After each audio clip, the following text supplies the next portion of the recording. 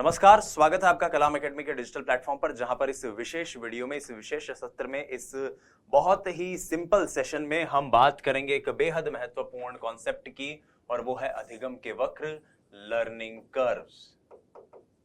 Learning curves की हम बात करने जा रहे हैं इस वीडियो में। क्या होते हैं लर्निंग कर्व्स, क्या होते हैं अधिगम के वक्र, आइए शुरू करते हैं आज के सेशन को। साथियों, आप सभी जानते हैं कि जब भी हम कुछ भी सीखते हैं तो सीखने की गति कभी भी एक जैसी नहीं रहती। सीखने की गति कभी भी एक जैसी नहीं रहती। कभी इसमें उतार आता है, कभी इसमें चढ़ाव आता है, हमेशा एक जैसी नहीं रहती।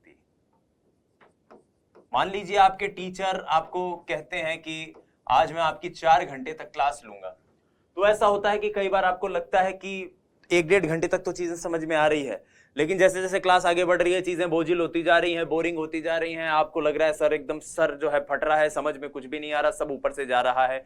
तो ये क्या दर्शाता है कि सीखना कभी भी एक जैसी गति से नहीं चलता। इसमें उन्नति होती है, अवनति होती है, इसमें उतार चढ़ाव आते रहते हैं, इसमें उतार चढ़ाव आते रहते हैं। या कई बार ऐसा होता है कि आप कोई चीज पढ़ रहे हैं और आपको लगता है कि शुरुआत में तो समझ में ही नहीं आ रहा, या जब आप पहली बार शहर आते हैं पढ़ने के लिए कोचिंग में, तो शुरुआत में 1-2 दिन तक तो चीजें समझ में नहीं आती और बाद में सब कुछ नॉर्मल होता जाता है। तो ये जो चीज थी जो मैंने आपको बताई, ये दर्शाता है कि अधिगम की गति सदैव एक जैसी नहीं रहती। अब ये अधिगम की जो दर, अधिगम की गति जो हमेशा एक जैसी नहीं होती, कभी जिसमें उतार चढ़ाव आते हैं, यदि इनको एक ग्राफ पेपर पर ड्रॉ किया जाए, यदि इनको एक ग्राफ पेपर पर बनाया जाए, तो हमें एक किस्म का कर्व मिलेगा, एक तरह का वक्र मिलेगा।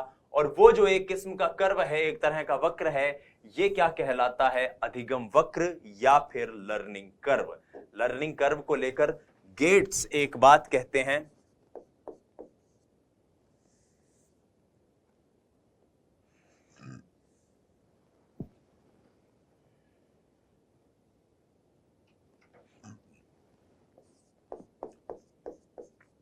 गेट्स कहते हैं कि अधिगम वक्र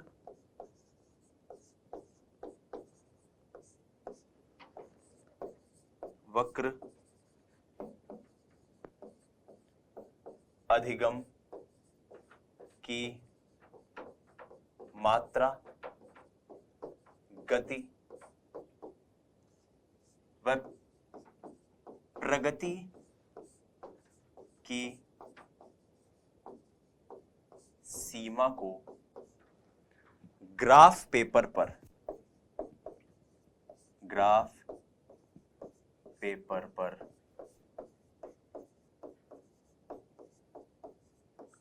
प्रदर्शित करता है। ग्राफ पेपर पर अधिगम की मात्रा, गति, प्रगति, उनकी सीमा को प्रदर्शित करता है। कौन? अधिगम का वक्र या फिर लर्निंग कर्व। अब लर्निंग कर्व टेक्निकली 4 प्रकार के हो सकते हैं। पहला लर्निंग कर्व हो सकता है जिसको हम कहते हैं सरल रेखीय। एक सिंपल लाइन में आपने ड्रॉ कर लिया, सरल रेखीय वक्र, सरल रेखीय वक्र। दूसरा होता है, उसे कहते हैं उन्नतोत्तर वक्र, उन्नतोत्तर वक्र। तीसरा होता है नतोदर वक्र, और चौथा होता है मिश्रित वक्र।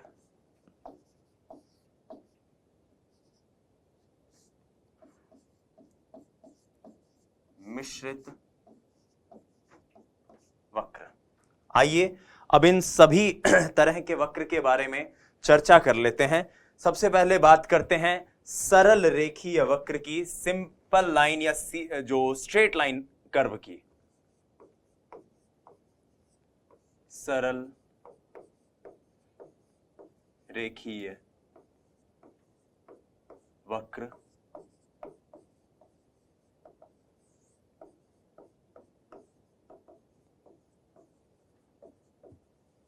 ये सबसे सिंपलेस्ट कर्व है, या फिर एक तरह से यूं कर सकते हैं कि एक हाइपोथेटिकल कर्व है, क्योंकि अमूमन ऐसा दृष्टिगत होता नहीं है। जब अभ्यास के दिनों के बढ़ने के साथ साथ आपकी प्राप्ति की इकाई, आपकी अचीवमेंट, आपकी निष्पत्ति भी बढ़ती रहे, उसको आप कहते हैं सरल रेखीय वक्र। जैसे इस वीडियो में आप बहुत इजीली देख सकते हैं कि अभ्यास जैसे जैसे बढ़ता जा रहा है, समय जैसे जैसे बढ़ता जा रहा है, वैसे वैसे अभ्यास बढ़ रहा है और उसी के अनुपात में आपका जो परफॉर्मेंस है और उसके साथ आपकी जो निष्पत्ति है, आपके जो अचीवमेंट है, वो भी बढ़ते जा रहे हैं। तो ये एक सरल रेखीय कर्व है या सरल रेखीय वक्र है। अब इसके बारे में लिखते हैं।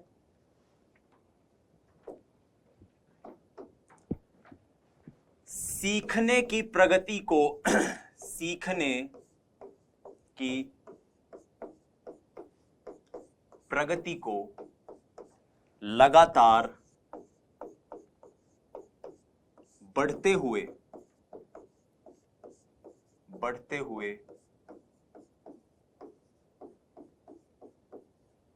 प्रदर्शित करता है। लेकिन सदैव ऐसा होता नहीं है, इसीलिए ऐसा वक्र बहुत कम देखने को मिलता है, बहुत कम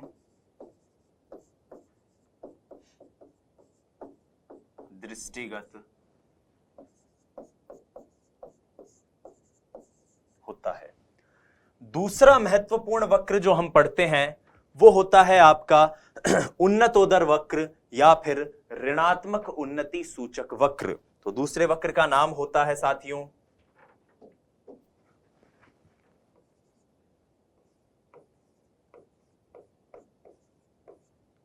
उन्नतोदर वक्र। इस उन्नतोदर वक्र को कॉन्वेक्स कर्व भी कहा जाता है। क्या कहा जाता है? Convex curve. अब ये है क्या? देखिए, उन्नत दर, उन्नतोदर मतलब उन्नत दर। इस वर्ड को आप याद रखिए कि उन्नतोदर है मतलब शुरुआत में दर क्या है? उन्नत है, ज्यादा है। यानी शुरुआत के अंदर जो वक्र की दर है वो शुरू में बहुत अच्छी है, शुरू में व्यक्ति सीख रहा है, उसे लगता है कि शुरुआत में मुझे सब कुछ समझ में आ रहा है। लेकिन जैसे जैसे दिन बढ़ते जाते हैं, जैसे जैसे समय बढ़ता जाता है, वैसे वैसे आपके सीखने की जो दर है उसमें कमी आने लग जाती है। धीरे धीरे आपको एक तरह से कह सकते हैं बोझिल होता जाता है। तो ऐसा होता है ना कि शुरुआत में आप कोई टॉपिक पढ़ रहे हो, एक दिन बहुत अच्छे समझ में आए, 2 दिन समझ में, 3 दिन, 4 दिन, 5 दिन, और फिर धीरे धीरे दिमाग का एक तरह से कह सकते हैं दही बड़ा बनना शुरू हो जाता है। आपको लग जाता है कि यार ये क्या चल रहा है, समझ में ही नहीं आ रहा। शुरू शुरू में तो सब समझ में आ रहा था और बाद में एकदम सब कुछ गुड़गोबर हो गया। तो ये एक तरह का जो वक्र होता है इसको उन्नतोदर वक्र कहते हैं। आइए इसके बारे में जान लेते हैं। तो उन्नत दर मतलब शुरुआत में गति उन्नत है, तो प्रारंभ में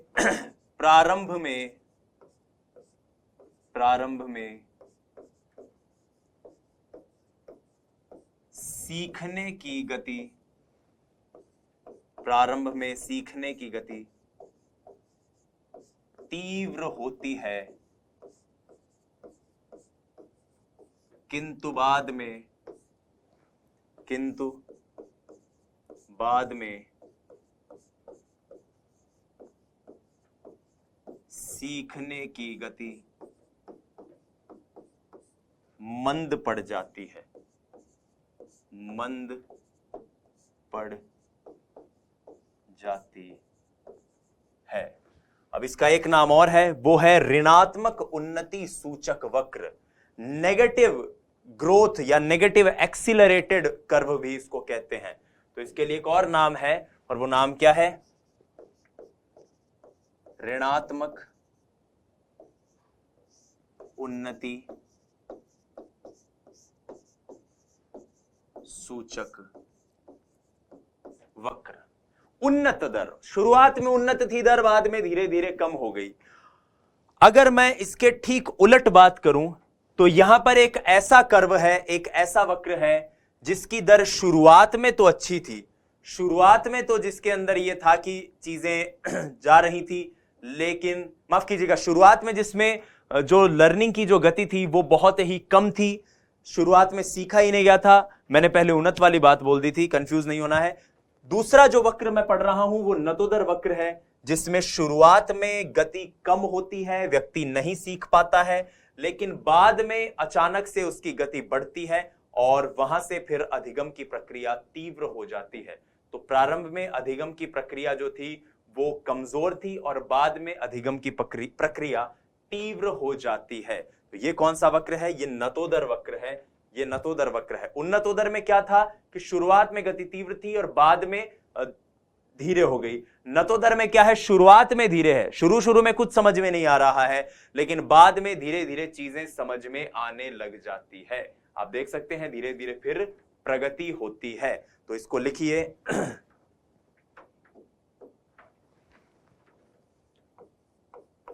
नतोदर वक्र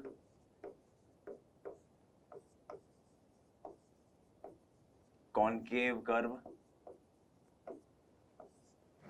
क्या कहता है नतोदर वक्र? प्रारंभ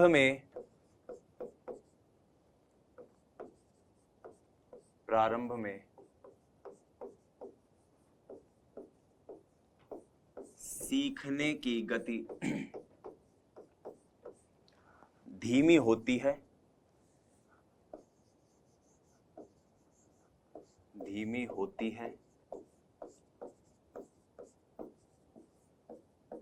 किंतु अंत में या धीरे धीरे आगे जाकर अंत में गति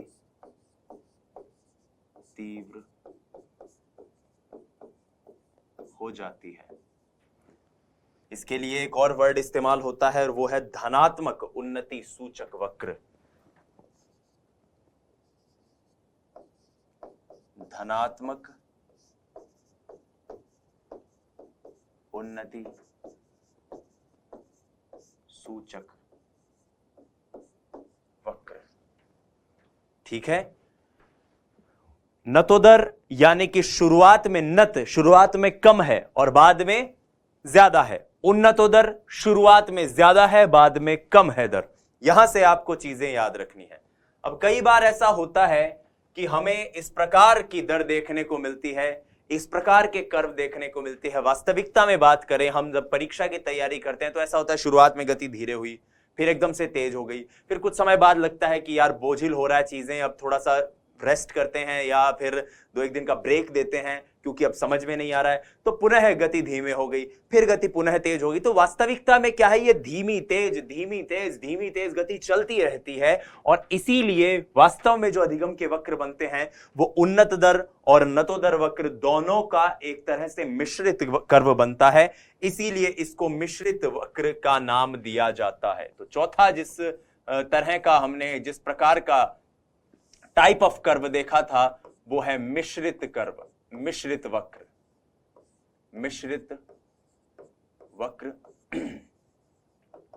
मिक्स्ड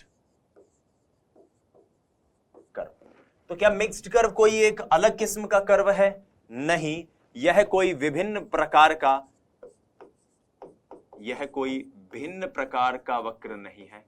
पहली बात तो भिन्न प्रकार का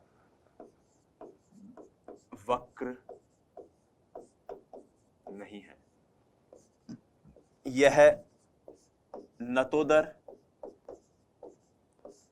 व उन्नतोदर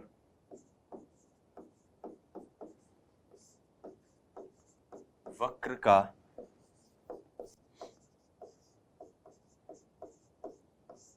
मिश्रण है। इसको कई बार अवग्रास कर्व भी या अवग्रास वक्र भी कह दिया जाता है। अवग्रास वक्र यानी कि अंग्रेजी में कहा जाता है सिग्मोइड कर्व। आप देखिए शुरुआत में गति धीमे थी,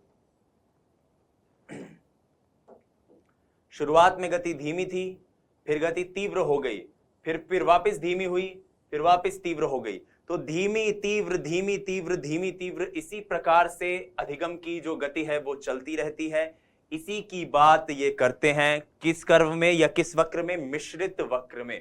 तो यहां पर हमने वक्र जो अधिगम के होते हैं उनमें चारों प्रकार के वक्र देखे। अब आइए इसकी कुछ विशेषताओं की बात कर लेते हैं। पहली विशेषता, कभी कभी ऐसा होता है कि सीखने की प्रक्रिया में हमें प्रारंभ में तीव्रता दिखाई देती है। प्रक्रिया में प्रारंभ में तीव्रता दिखाई देती है। इसे कई बार प्रारंभिक तीव्रता भी कहा जाता है और इनिशियल स्पर्ट भी कहा जाता है। इनिशियल स्पर्ट भी इसको कहते हैं। दूसरा पॉइंट जो यहां पर हमारे लिए आता है वो ये कि सीखने की प्रगति का स्वरूप, सीखने की जो प्रगति है भाई, कभी तेज होगी, कभी कम होगी, कभी ज्यादा होगी, तो सीखने की प्रगति का स्वरूप स्थायी नहीं रहता। सीखने की प्रगति का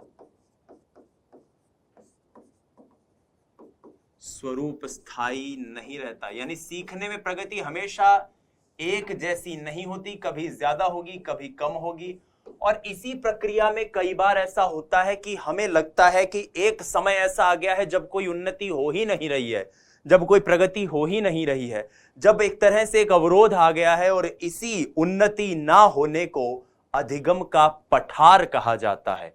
अधिगम का वक्र क्या था कि गति का कम होना, ज्यादा होना, लेकिन एक कंसिडरेबल टाइम तक अगर गति रुक जाती है तो उसे अधिगम का पठार कहते हैं। आइए उसे लिखते हैं।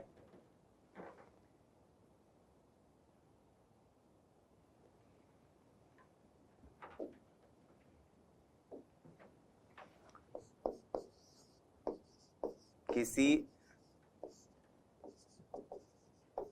स्थान विशेष पर, वक्र के दौरान एक स्थान ऐसा आएगा पर अधिगम की उन्नति लगभग शून्य हो जाती है। लगभग शून्य हो जाती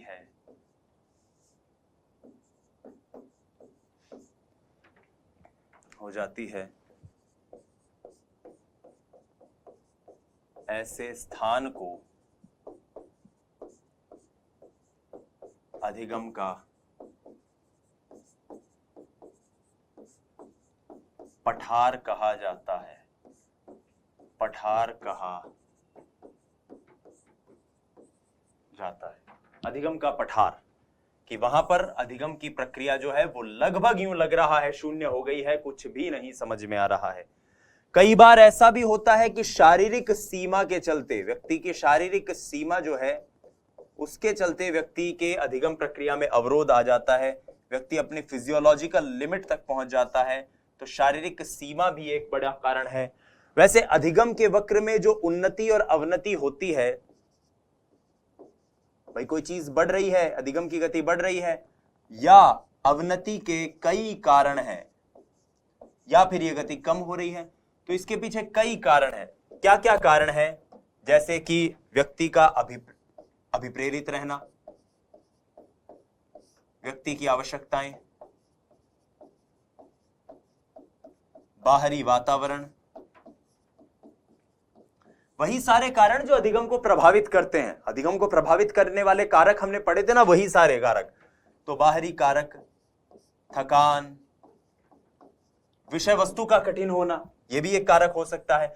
तो ये सभी कारक जो हैं ये किसी न किसी प्रकार से किसी भी अधिगमकर्ता की उन्नति या अवनति को प्रभावित करते हैं, और अधिगम का जो वक्र उसका बनता है उस वक्र में किसी प्रकार का एक बदलाव लेकर आते हैं। अब आइए बात करते हैं प्लेट्यू ऑफ लर्निंग की, अधिगम के पठारों की। तो हम बात कर रहे हैं प्लेट्यूज ऑफ लर्निंग।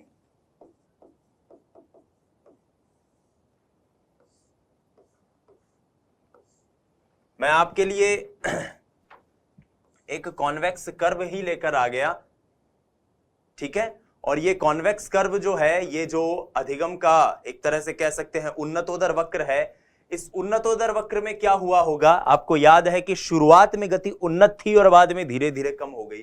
तो शुरुआत की उन्नत गति बाद में धीरे धीरे जो कम हो रही है, तो एक तरह से ऐसा देख रहे हो कि जो निष्पत्ति है, अचीवमेंट है, वो लगभग जीरो है। समय बढ़ता जा रहा है, टाइम ज्यादा बढ़ता जा रहा है। आप देख रहे हो एकदम स्ट्रेट बन रहा है कर्व। यही अधिगम का पठार है, यही सीखने के पठार हैं, यही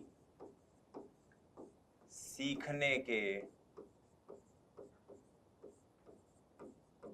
पठार हैं।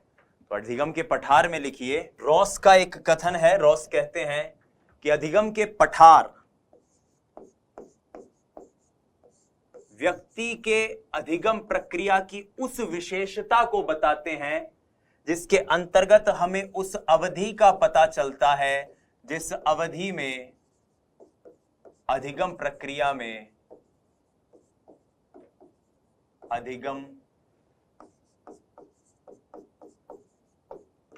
में कोई उन्नति नहीं हुई, कोई उन्नति नहीं हुई। तो ये अधिगम के पठारों से हमें पता चलता है कि अधिगम प्रक्रिया में एक समय ऐसा दृष्टिगत हुआ जब व्यक्ति के अधिगम में कोई भी उन्नति नहीं देखी गई, वही अधिगम के पठार हैं। आइए आगे बढ़ते हैं और एक और महत्वपूर्ण चीज जान लेते हैं, और वो ये कि अधिगम के पठार आखिर बनते क्यों हैं, या फिर यूं कहूं कि व्यक्ति के लर्निंग की जो प्रोसेस है, जिसमें शुरुआत में उन्नति आई लेकिन बाद में धीरे धीरे हमने देखा कि कोई उन्नति हो ही नहीं रही है, लर्निंग में कोई अचीवमेंट नजर ही नहीं आ रही। तो ऐसा होता क्यों है, आइए उसको जानते हैं कि अधिगम के पठार या अधिगम के प्लेट्यू जो है वो बनते ही क्यों हैं। पहला कारण इसका जो मनोवैज्ञानिक बताते हैं वो है ज्ञान अवरोध। ज्ञान अवरोध, नॉलेज लिमिट।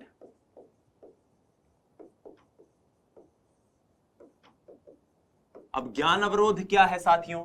नॉलेज लिमिट से अभिप्राय मनोवैज्ञानिक ये बताते हैं कि हर व्यक्ति अपने ज्ञान प्राप्ति के समय में एक विशेष विधि का अनुसरण करता है, और उस विशेष विधि का अनुसरण करते हुए वो हो सकता है उसके उच्चतम स्तर पर पहुंच जाए।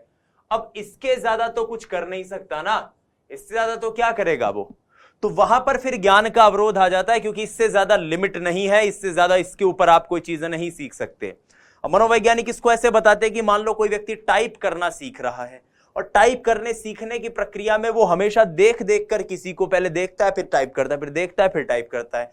अब इस देखकर टाइप करने की एक सीमा होगी, 1 सेकंड के लिए ही सही या आधे सेकंड के लिए ही सही उसे देखना तो पड़ेगा जिस विषय वस्तु को वो छाप रहा है।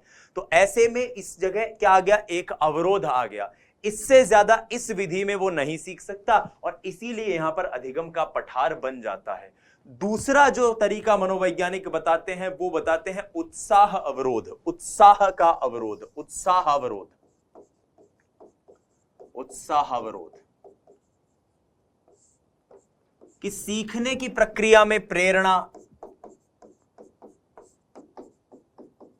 रुचि, उत्साह का अभाव हो।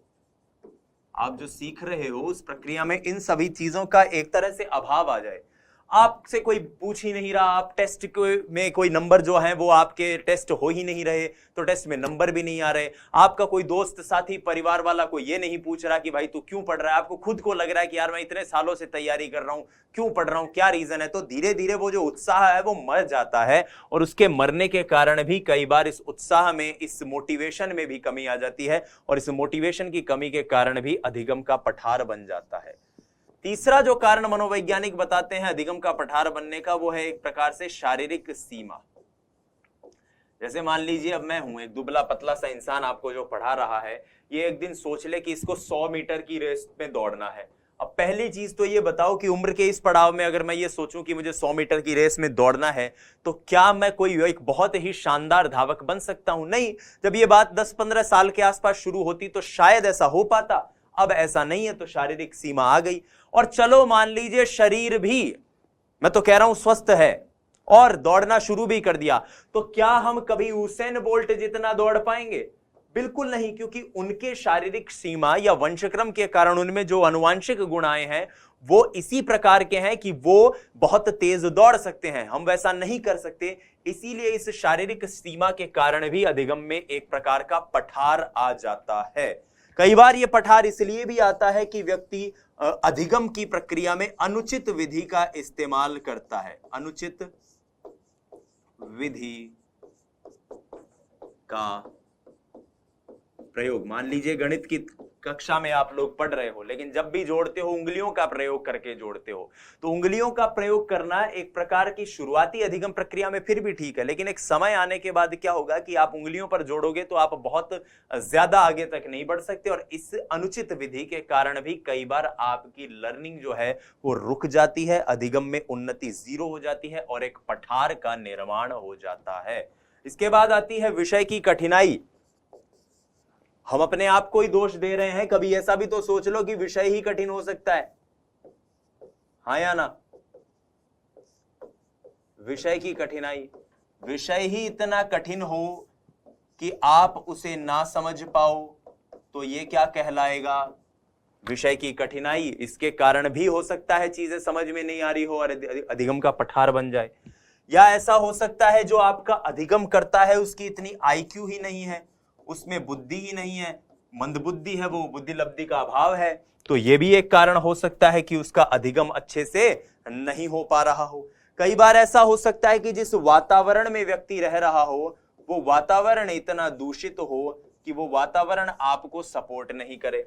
भाई मान लो आप जहां पढ़ रहे हो और वहां पर पड़ोस में रोज शाम को 8 बजे, जिस घर में आप रहते हो उसमें पड़ोस में शाम को 8 बजे रोज तेज आवाज में गाने बजते हैं, म्यूजिक बजता है, डीजे बजता है, तो आप कॉन्सेंट्रेट होके पढ़ ही नहीं पाओगे। वातावरण ने आपसे आपकी पढ़ाई के लिए जो एकाग्रता चाहिए वो छीन ली, और ऐसे में हो सकता है कि आप ना कर पाओ। कई बार ऐसा भी होता है कि हम लिखने की जगह पढ़ने की सोचते हैं, फिर पढ़ते पढ़ते में लगता है नहीं अपने को लिख के पढ़ना चाहिए, फिर कई बार लगता है हमें किताब से पढ़ना चाहिए, कई बार हमें लगता है हमें टीचर से नोट्स मंगा लेने चाहिए, कई बार हमें लगता है नहीं नोट्स नहीं, हमें तो वीडियो से देख लेना चाहिए, कई बार हमें लगता है नहीं नहीं गुरुजी ने टेलीग्राम चैनल पर पीडीएफ अपलोड करी, वो पीडीएफ देख लो, मैराथन देख लो, तो अंत में ढाक के 3 पात हम कुछ भी नहीं कर पाते।